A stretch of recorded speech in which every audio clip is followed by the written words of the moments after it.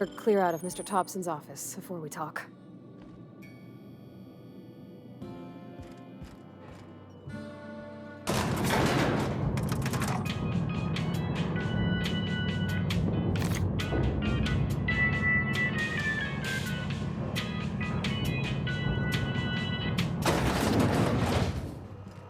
Hey, ma'am, can we talk? Sorry. Can we talk? Sorry. You just want to get out of here. And you likely don't want to tag along like me. It's just, Mr. Thompson has his own view on matters, on account of it's his job and what all, but that's not the only side of the tale.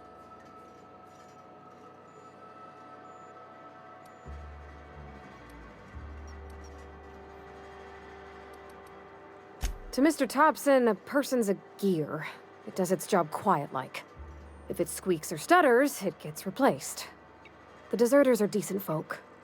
I knew some of them before they left.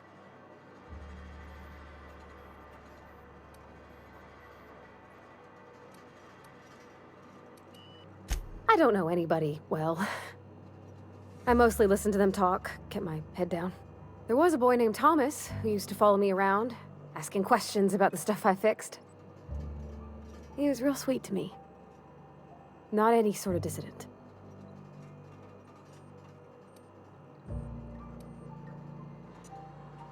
Life's hard here. Especially for them that don't fit in so well. We're one big Spacer's Choice family, but every family's got the one the rest whisper about. Mr. Thompson's aiming to take away their power. They'll have no lights to see, nor heat to cook. They'll be at the mercy of marauders, or worse. I think you should talk to the town's vicar about it. Max, his name is.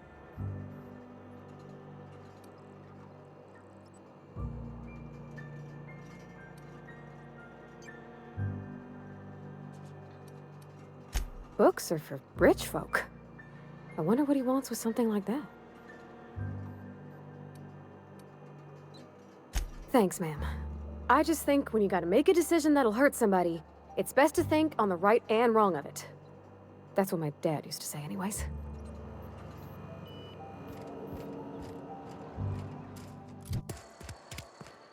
I've always felt weird in here. It's too clean. I'll meet you on the ship when you're ready to depart from Emerald Vale, Captain.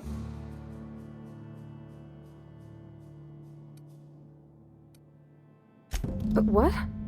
I thought you would talk to him. You wanted to speak to me, Ms. Holcomb? Every time I've tried to engage you in conversation, you look at the floor, answer in single words, and slink away. I can't imagine what would be so grave as to drive her to my mission. What has Mr. Thompson asked you to do?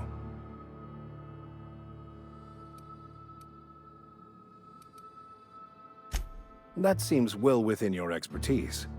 The way we do it's by cutting off power to the others. The ones who left. Adelaide McDevitt's encampment. I can see why that troubles you. Miss Holcomb has a soft heart. Always has, if you believe the talk.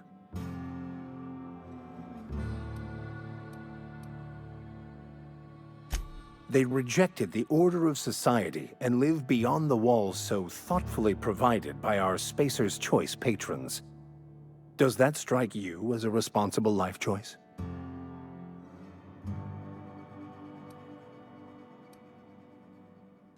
Astute.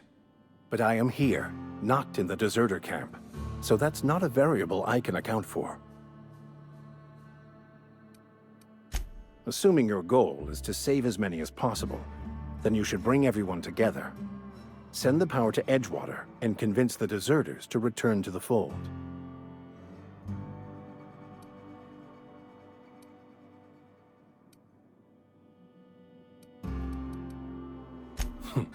No doubt.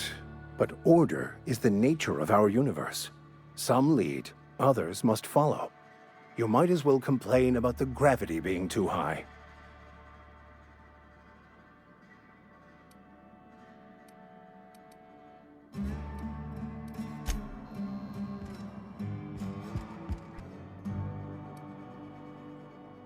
We pay by the finger. What do you have for me? Gil Antrim. Real name, Guillaume. Duly processed by a freelancer on behalf of Spacer's Choice. I remember him. He was just a kid last I saw him. Shame. I'll just need your signature here, here, here, here, and here. Got any more fingers for me? Mabel Burgess. Age 37. Right or left-handed? Let's just say no longer applicable. I remember Doc Burgess. Conducted my physical every fiscal quarter. Guess she couldn't keep her hands off her patient's medicine. Still one outstanding bounty. If you've got a finger, I've got the paperwork. Here we are. Bertie Cotton. Cause of death. Let's just say overwhelming physical trauma. Bert was the local preacher before Max took over. Always was quick to remind us that we all get what we deserve in the end. Well, that's all three. I must remember to requisition some more fingerprint ink. Here's all the compensation you've earned, plus a bonus. You've done such a bang-up job hunting down our former workers that I thought it only proper to deputize you. Congratulations.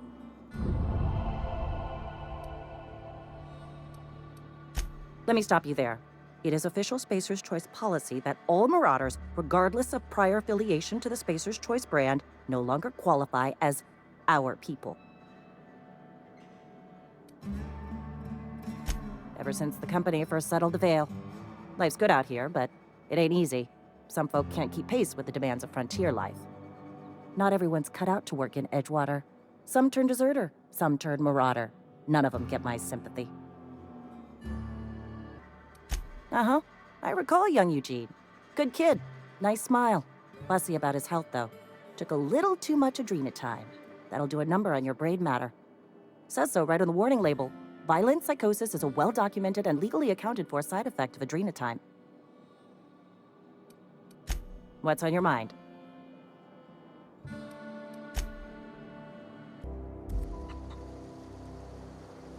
Where are we headed? That's on account of how I never met her.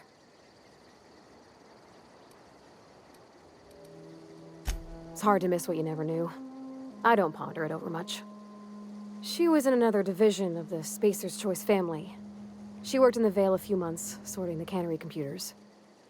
Her contract said any kids she had, expected or not, belonged to her office from the time of conception. So when I was born, I got sent here. Well, I don't know about normal. Dad said she worked under some kind of special contract. It's sensible. Dad just fixed machines. She did some kind of crazy math, high-level stuff. Better to raise me on his time than hers.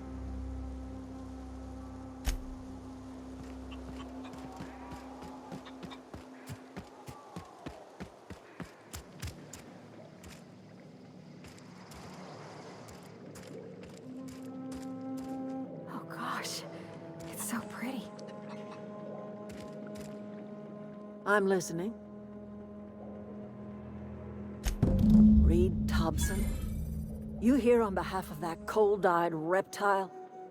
Let's hear it. What's Reed's idea of peace, then?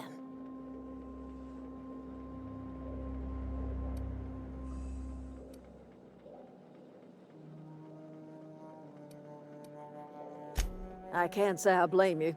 Reed is positively soporific. Like everything else that comes out of Edgewater, that peace offering is canned. I and my own are living just fine out here by ourselves.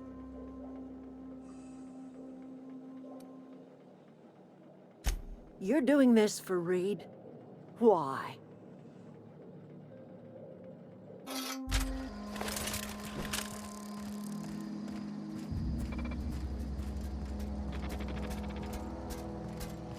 Unexpected.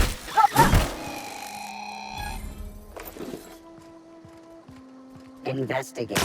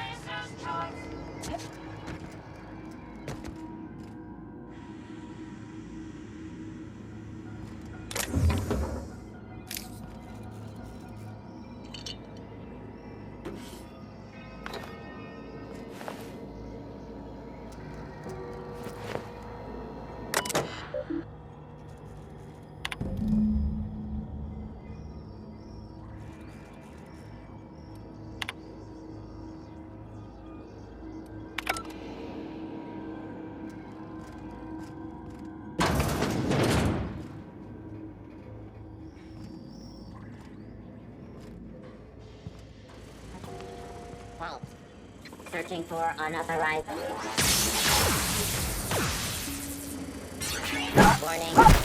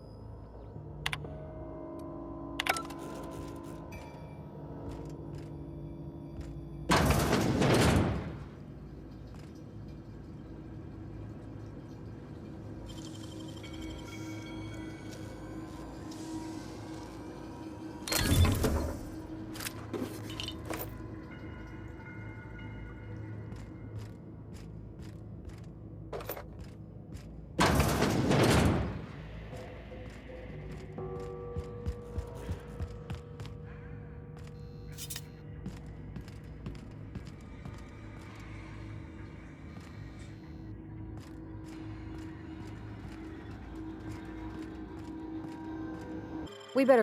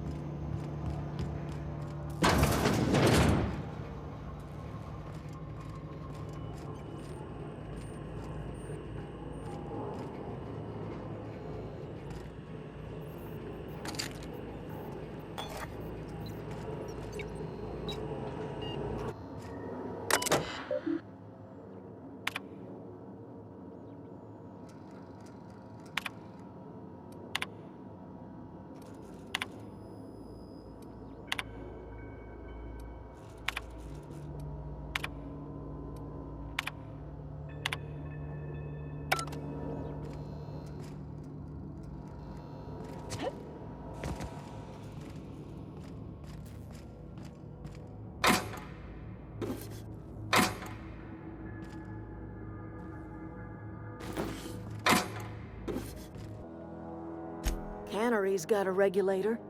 You want ship parts, you ought to rip 'em out of the cannery's guts and leave us be.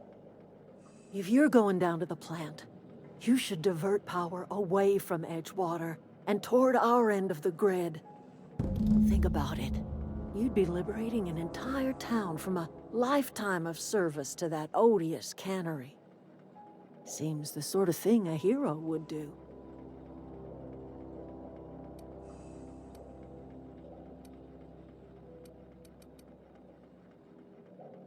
You've seen that miserable excuse for a town with your own lamps.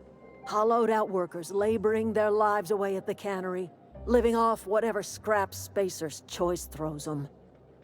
You know that's true, don't you, Ms. Holcomb? Your father died of overwork. His heart gave out. He was tired all the time, sure, but he was old, ma'am, and he raised me all by his lonesome. Look what they did to this child. Lost her family to the company, and still she defends them.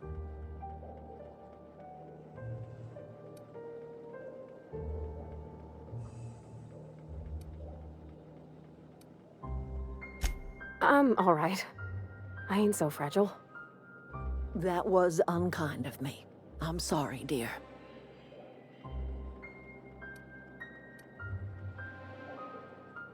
Life in Edgewater grinds to a halt. The cannery shuts down, workers desert in droves, and our own little camp grows and thrives. You bring power to Reed's town and you'll be killing us. Reed knows it. He's counting on it.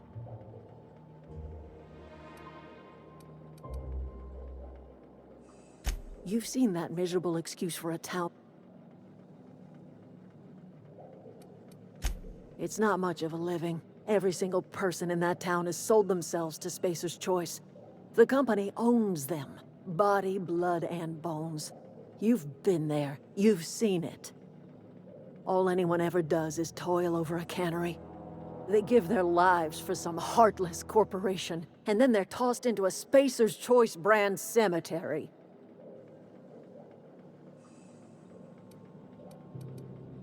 So, what do you say? Divert power over to us. Shut down that abominable cannery for good.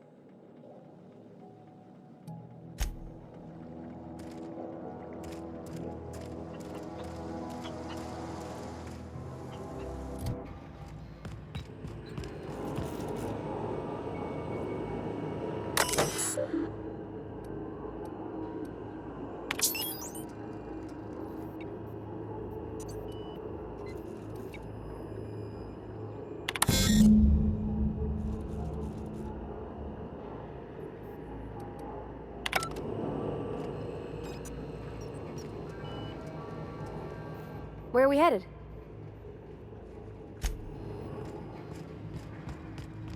Three switches. That'll be easy enough.